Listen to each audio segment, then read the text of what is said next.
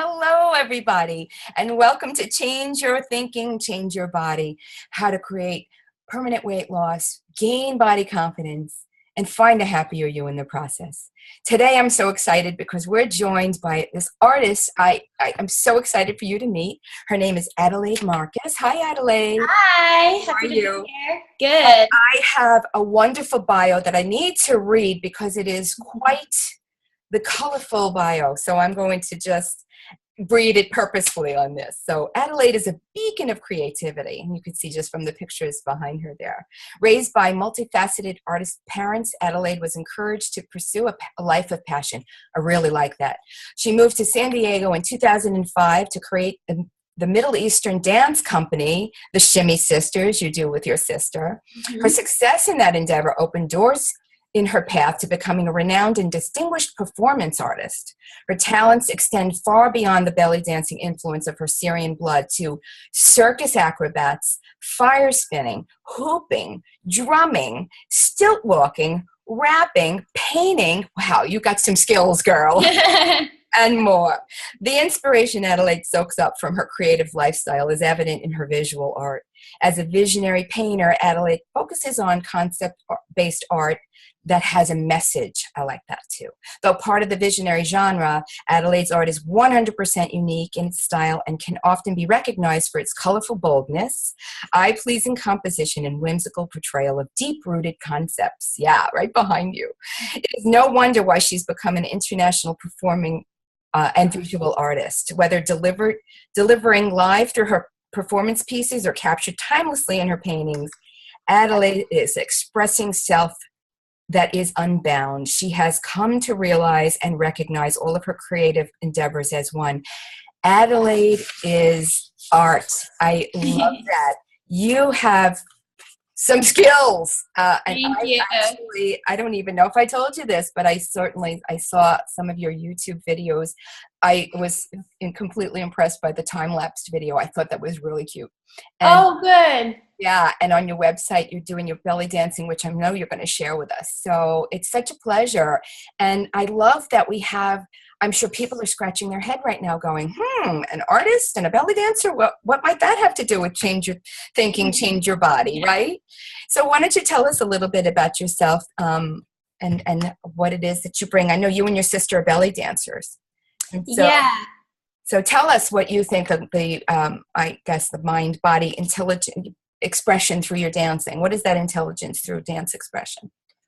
Yeah, my sister and I have a belly dance company called the Shimmy Sisters, and belly dance has been kind of the root of a lot of my different expression forms. So I specifically want to focus on that for a minute in regards to mind-body intelligence. And in Eastern philosophy, where there's the organs are of great value, and there's thought to be another mind actually in the belly, and that's kind of that intuitive mind or that gut feeling. So specifically with belly dancing and even moving in that belly area, it's kind of like you're using that intelligence and navigating from there, and it can be specifically kind of awakening that mind, but also a form of processing, because we store a lot of our emotions in our stomach. So by undulating and moving through the spine and kind of unlocking, in Eastern philosophy, it's thought of as these gates. Like in each vertebrae, there's a gate that can open up, and when it opens up, it's kind of like unlocking potential. And I think we'll go into talking about chakras later and kundalini and unlocking that kind of that potential that we all have. So for me, there is no separation between the mind and the body, and chi or energy follows thought. So if you start thinking about your left toe right now, you might start to tune into, well, what does it feel like? Is it itchy? Is it numb? Is it falling asleep? And you're not even wiggling it or touching it. So that's just a small way of realizing that when you think about a certain part of your body, then you kind of bring life to it. And thought becomes really important when you're learning dance, because if you're like, oh, I'm too fat, I can't do this, or oh, I'm,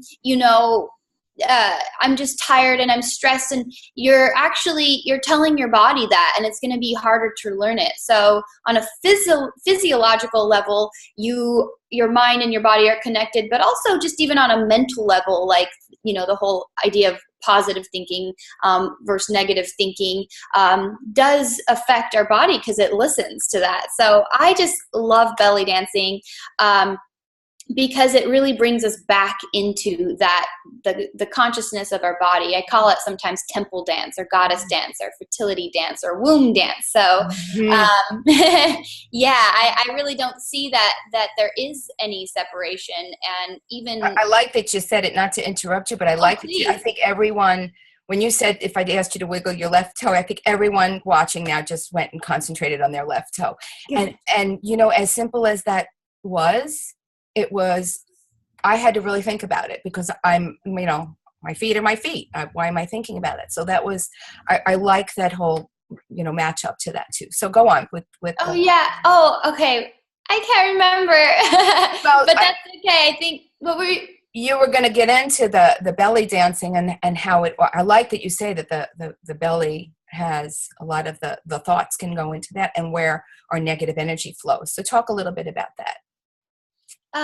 Yeah, so I was on a good one. I can't remember that thought, but anyways, oh no, please, you probably will have to interrupt me a lot because this is like my life. So, I think we talked on the phone about, I don't think 30 minutes will be an issue.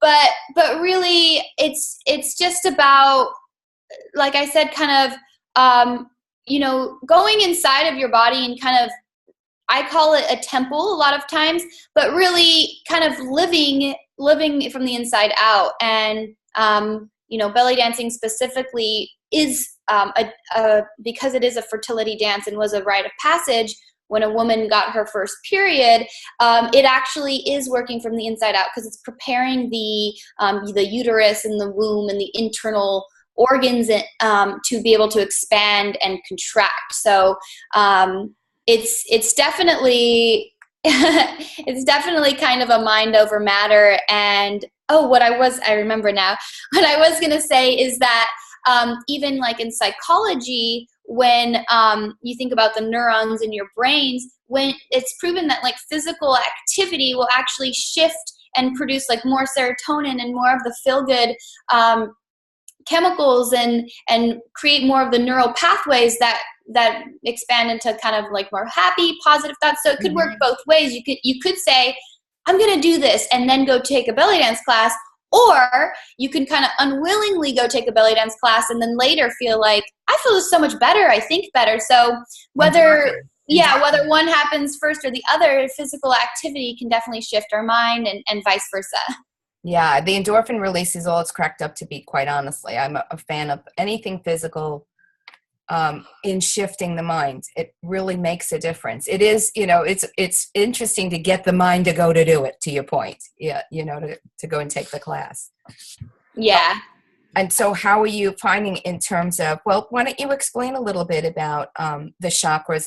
If this is an appropriate time to sort of give the one-on-one on it all. Yeah.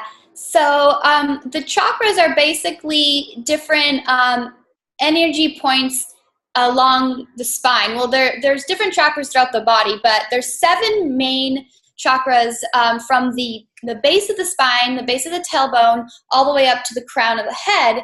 And in different kind of like Sanskrit or Hindu philosophies where like a lot of yoga is based from, they talk about Kundalini energy, which is described as like 2 snakes that sit at the bottom of our spine, and they're kind of coiled up and they can be kind of dead. So when we're belly dancing or like shimming and shaking up the hips and the spine, we're kind of stirring up that energy, and then the 2 snakes, the Kundalini snakes, are thought to spiral up like a DNA helix and kind of awaken the other chakras along the spine.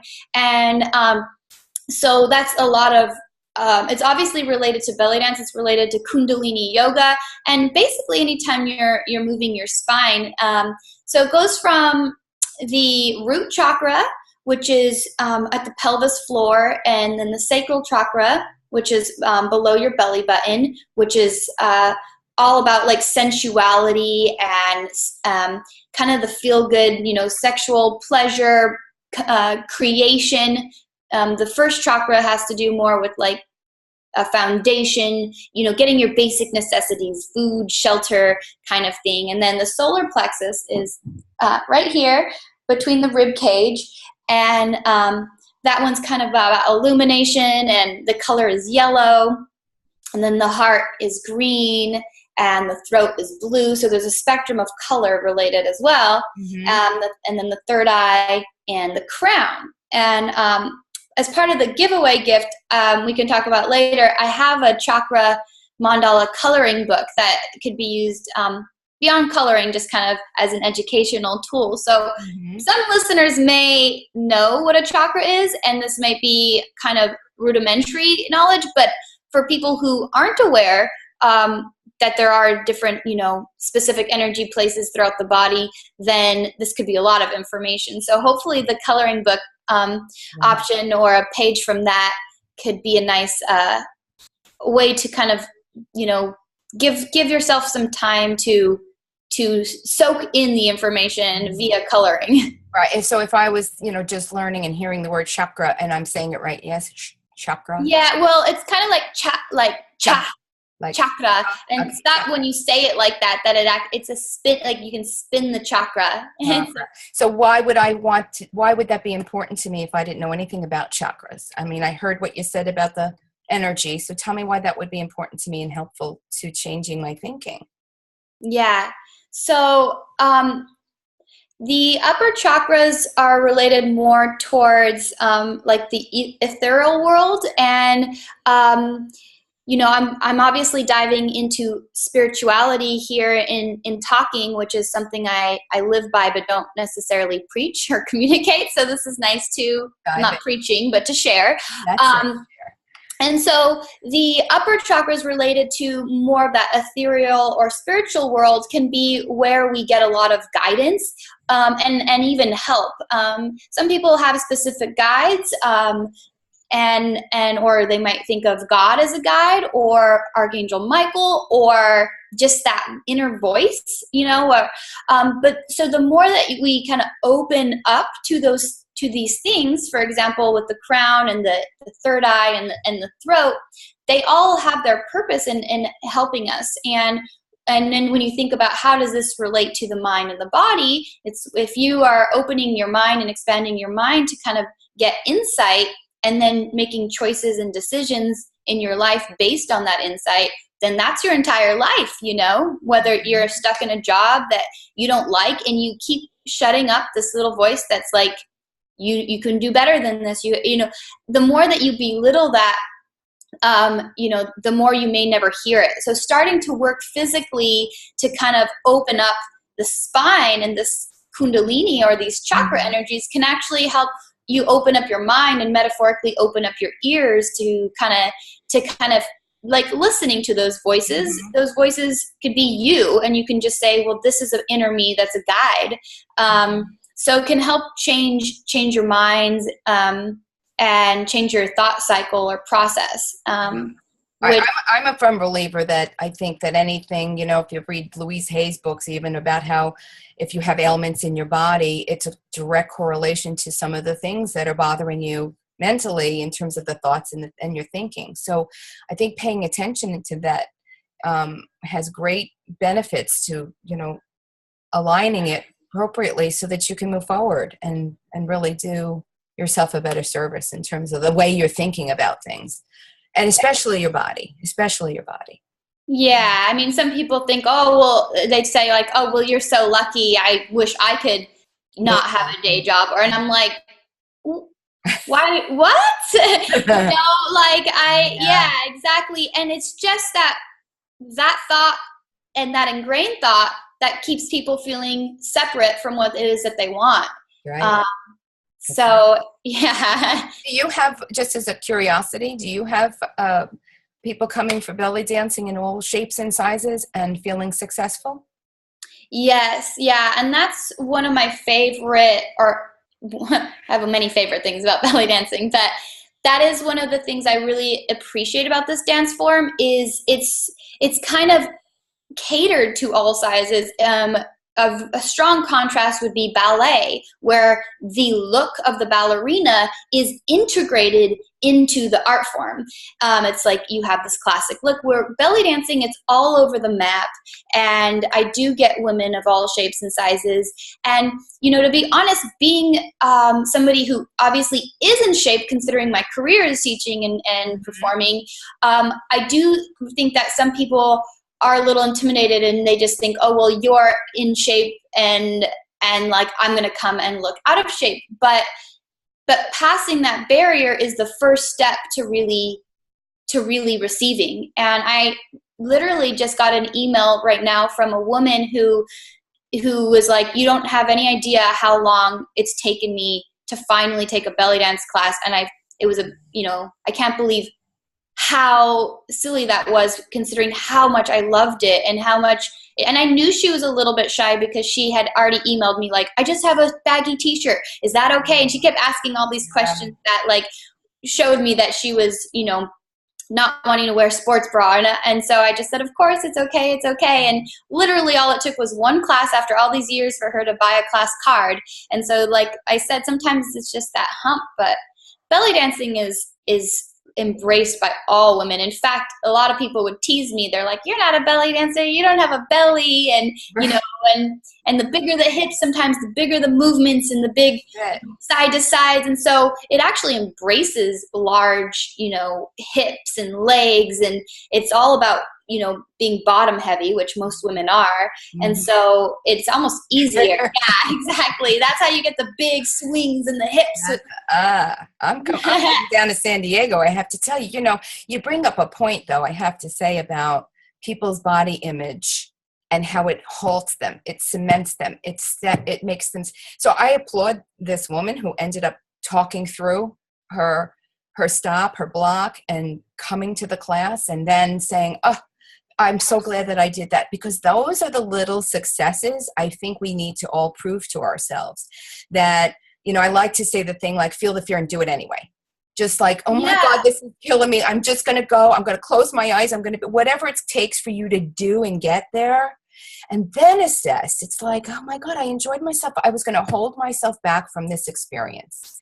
So I applaud you for the encouragement of your students. And I think that that's a big thing. And I'm just going to tell the audience, just go do it. Just because what else you got? You know, it's like, what are we waiting for? What are we waiting for? Go do it. It will be you that will be exposed and be found. And let me ask you, because as a painter and a visual artist, how do you cross over to how you view your body? Yeah, the painting, so the painting, I was about to say that it's not so much about how I view my body, but I think relates more to the mind. But that's not even true, because I'm also an art model, so I pose nude in front of people. Nice. And then because I'm a visual artist, I have a different perspective. So when I get to like walk around on the breaks and see how people are drawing me, I'm actually in my mind seeing like, how would I draw this? Or I'm getting to see different styles of myself. And so I have a really unique position in this way, so that when I do my own artwork, which most of them are self-portraits, and definitely should include a link so people can see after the interview, but I really am drawing this kind of poetic version of myself based on how it feels to what it feels like when I'm art modeling, because I'm really feeling in that moment for 20 minutes in one pose, you know? And on that note, I paint a little bit like Frida Kahlo, where I paint the experience, and I paint my vulnerabilities even. In fact, I have one painting in progress called Strength and Vulnerability, and the woman's shoulders kind of pulled in, and then the other hand is like opened and proud. It's hard to, can't really show here. Yeah, no, but I follow it. Yeah, I stand follow what up you're next saying. time. I'm like, Like a little juxtaposition of the two. yeah, and it's because I have, that's where I hold a lot of my pain is through my left side and my wrist, and even in my brow and my nerves here. Like I know my weaknesses and I know my strengths, and I paint them as a way to embrace them almost. And I've had to learn to do that in a lot of ways, because even I used to be really critical about my voice, and then I started rapping, and I would say I sounded too high pitched, and then I started to embrace that high pitched and give it, and just kind of embrace those things. And so I see the visual art playing into like how I physically feel about myself, and then mentally, the visual art is just a metaphor for like, literally we can create something out of nothing, So you have a blank canvas, you have a thought, and then you start, and then you love it, and then you hate it, and then you love it, and then you hate it, and then you're in it, and this is a relationship, and then it's something. Hopefully you end where you love it. Right. But regardless. The point was you took the ride. Yeah. Yeah, and you made something of it. Yeah, you did something with it. So that's what fascinates me about it. And once again, it's like, I don't know what it's going to look like. So if somebody's, it's like what we're saying with the belly dance class. It's kind of like, well, if you're like already creating the challenges of why you shouldn't do it to begin with, then you're kind of skipping out on the entire journey. And it's really the journey or the process where we can get the insight from. And, I find it too important to embrace that aspect, because if you're a woman full figured and looking to lose weight, even if the changes aren't happening in your mind in terms of how you feel about your body, even if you lose your weight, you're still going to be not good enough to take a belly dance class in your mind. And that needs to be addressed, in my opinion. It's not just about when I get there, then I'll be okay. That's not usually the journey. Working on, I love that you know yourself so well. I love that you know where your weaknesses are. And you're calling that in terms of your energy. Yes, to define weakness. Is that your energy weakness? Tell me how you define that. I mean, physical or energy. Like I said, I have had issues with my heart area, and my rib cage is actually protruding, and it creates pain when I sleep, or it gets compressed. So, and again, I don't see a separation. So it's physical, but I feel like it's also energetic. Right. And so I've done a lot of paintings of like rib cages with hearts, with birds with wings, trying to feel like opening up and allowing the heart to be free, because I feel that it's a lot of the constriction that creates pain, which could be a weakness, but it's also a strength, because I feel that my heart loves more openly. I've been able to be in polyamorous types of relationships. I've been able to, and it's when I feel that I cannot be myself and share, because I share very openly with my students and with my fans, and that when I feel that it's constricted, it creates an extreme amount of physical pain on the heart. So I guess to answer your question, it's a little bit of both. I think it's important. And would you say that it was your upbringing that is that free sense of self? Because I applaud you for who you are. And not many of us get stuck there with who are we, or listening to that inner voice. And honestly, it's the trust issue, I think, that comes up. And I think that that's always what stands in the way of, and our belief patterns of us moving forward in whatever it is we have to do, whether it's weight loss, body image, whatever life presents to us. I definitely can attribute so much of myself to my upbringing. My father was a musician, a Middle Eastern musician, and now he's a well-known painter in El Paso, Texas, who runs a gallery. And my mother, she was a belly dancer and just a really big supporter too of my father's work. And I mean, my father was disowned for a time for marrying a non-Jew and for deciding to be an artist instead of carry on the family business. And she stuck by him and believed in his work. So, and then they kind of like framed, I would do like some drawings and they would frame them. And I was like, oh, wow, you know, my art is framed. I better make, I'm going to make something good. And so it was definitely encouraged. But I also want to acknowledge that I do have a lot of self-doubt, and I do question and have that fear. And it's not whether, it's when we separate ourselves. Like, I don't want people to look at me and say, oh, well, she's fearless, or she, you know, I'm just not like that, because that's not true. It's exactly lucky Adelaide. She's got it all together. Lucky girl. Yeah. Yeah.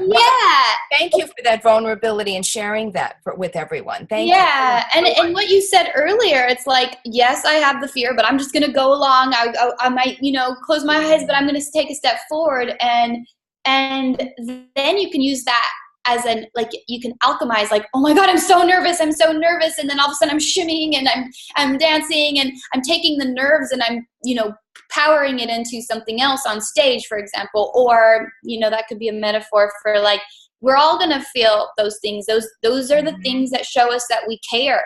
Those are the feelings that, you know, I'm so scared to go. We're just going to use belly dance as an example since we've been on that. Like, if someone's so scared to go take a class, or they're so ashamed to go take a class, those are the emotions that can fuel some great change. But you need to, you know, be willing to allow yourself to face that little monster.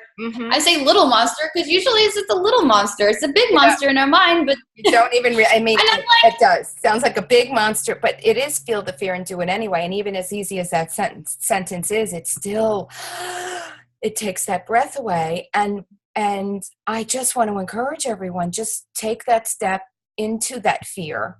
And you're right, it shrinks it. I think there's even a children's story about that, right? I don't even remember what it is, but it shrinks the demon, if you will, of whatever's holding you back. And I just get so passionate about that. I personally too, I have my own stuff I go through that I know.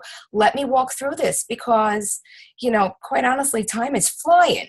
What am I waiting for? You know, what are we waiting for? So yeah, good. And I applaud you as well for doing the series and bringing something you're passionate about to other people. And I mean, people will see that, and it's awesome. You know, you're like, what am I doing, or how's this going to work? And that's part of it. It is. You know, I know it's always the intention, but like when the intention is behind, you know, helping another person. I mean, that's what it's all about. You help one more person. I mean, you know, whether you're one rung up from me and you help me up, or I help you up, it's really all about that. That's what being a human being is all about. You know, it's yeah, definitely, and exactly. And it's like honoring yourself in the process. You know, that's what I do for a living is so interesting, because what I do is I may seem like I'm in the spotlight, or that it's all about me and I'm working for myself, but really I consider myself in service. I, you know, work my ass off I want to share these things. Right. I want to, whether I'm entertaining them or teaching them or creating a custom piece, it's like, you know, I need to value myself, and I put a price that allows me to eat and pay my rent. And, right.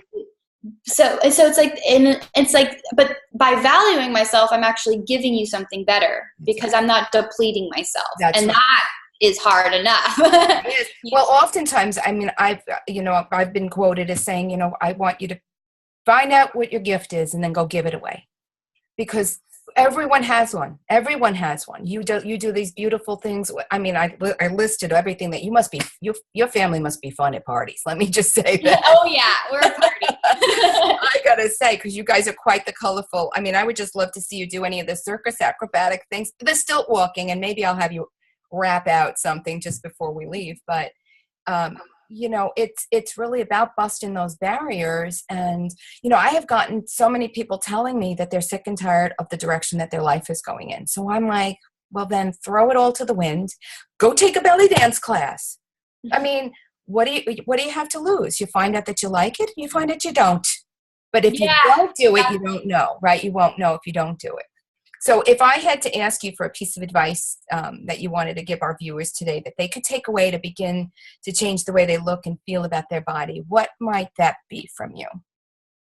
Well, I feel like we've given some good nuggets. Yeah, we did. That the spectrum of emotion is inevitable, and it's part of being human. So kind of being an alchemist in the way that we celebrate those vulnerabilities can be a great take home, because it's not about not being negative or not focus, and then you go, oh, I'm so negative, people are gonna think I'm, and it just feeds itself. It's like, okay, I'm here, I'm having this thought, and that's cool. That thought can exist, but that thought is not me. That thought is a thought, and it's something I'm feeling. But we are the being, and then this is the spectrum of emotions, and we don't need to identify with any particular one of them.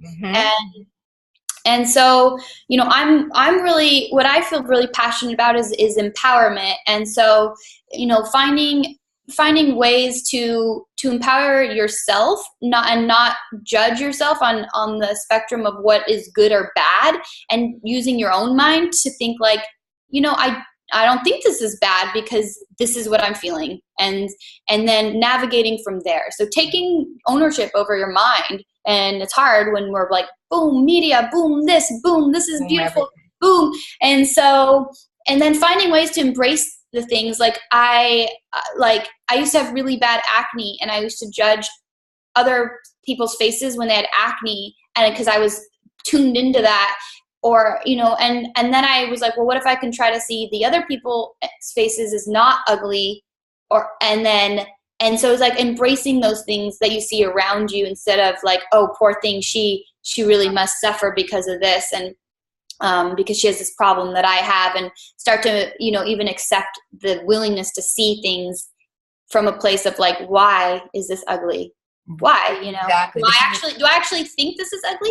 And if you think it's ugly, maybe it's because you feel ugly. So maybe then change that. I don't feel good. How can I change the way that I feel so I feel pretty? I have four. Weight loss is so interesting. It's cool that you're going. I've never had issues necessarily with my weight, but I have had a lot of students with it, and they oftentimes won't even breathe into their stomachs. Like they're like holding it in, and I'm like, you're not going to lose weight without shaking it up. You have to shake it up. And but that's the body image issues that come up, that I've totally been there, done that even. And it's, to your point about, I find it like four little things. I call them little, but they're big. It's your thought creates an emotion. Your emotion dictates your action, and your action, your results. So I'm all like, okay, well, let's look at the results. And if you don't like what you're getting, let's dial it back. What am I thinking? So if I'm feeling intimidated and less than and all of that to go into a belly dancing class, well, what's that all about? And so changing that whole thought, and sometimes that's hard to do. That's why I applaud that woman you spoke of, that she just, baggy t-shirt and all, I'm coming, I'm going anyway. And she came and did it anyway. And that's the thing. That empowerment you can't give to anybody. Only you create it yourself. So I want to encourage everyone to try to step outside of themselves today, this week, and just do one thing that was scaring you. Do the one thing that scares you. Get that out of the way. You'll notice it doesn't scare you anymore. And then opens the doors to what I can accomplish, right? Right. And it could be small. I consider when the woman first emailed me and said, I'm going to wear this, I haven't danced in a while, that in itself was an accomplishment. She got it off her chest. Boom. You can not even reward yourself, but celebrate internally, like, just said it. And guess what? Who cares? She doesn't care. Nobody, nobody's judging. So yeah.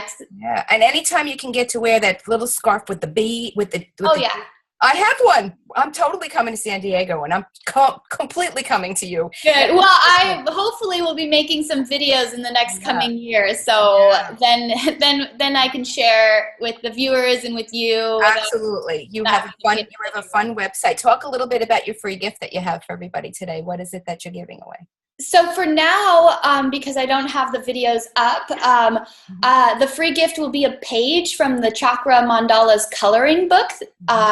And so you can email me at info@artbyadelaide.com. So I'm going to give everybody the info for them to click on for you. Yeah. Perfect. And then they can email me the page that they want. So they can go to Colorful Heartwork, which you can put there, and they can pick which page they want, the root, the sacral, the third eye, the throat, and then they can just send an email with that. And if they want to send a note saying that they're interested in online belly dance classes, then I'll add them to a list too, so that they can be aware, because I think that's pretty relevant to everything we talked about today. I just don't have my ducks. Wait, we need to say that again. Online belly dance classes?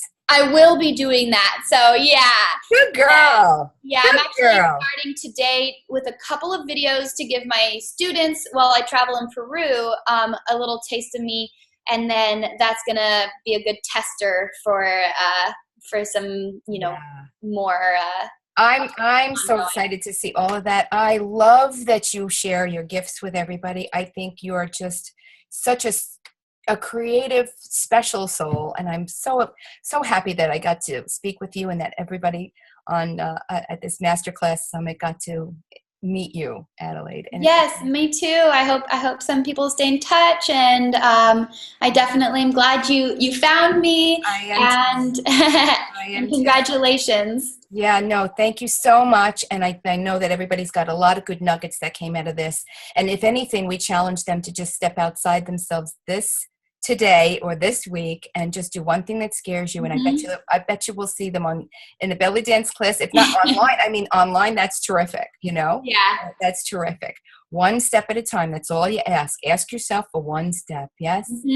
That's right. I want to wish you safe travels to Peru. You're leaving, and you're going to be gone a couple of weeks. Yeah. I'll be gone for 3 weeks. Yeah. Beautiful. Is this a first visit for you? No. I went 7 years ago, and I did an ayahuasca retreat, and it was pretty life-changing, and I wasn't ready to go back till now, so I'm going back. I love it. You're listening to your spirit, and you're listening to what you do. Well, you know what? Godspeed for your trip, and hit me up when you're back, and when I'm in San Diego, I'm completely coming and checking out. Good. Come see, and you'll get to see my art in person, so I look forward to that. Yeah. Safe travels. And thank you everyone for joining us today. And I know you enjoyed yourself, and I know you're gonna take away tons of things from this. So have a wonderful day, everyone. Bye-bye. Bye.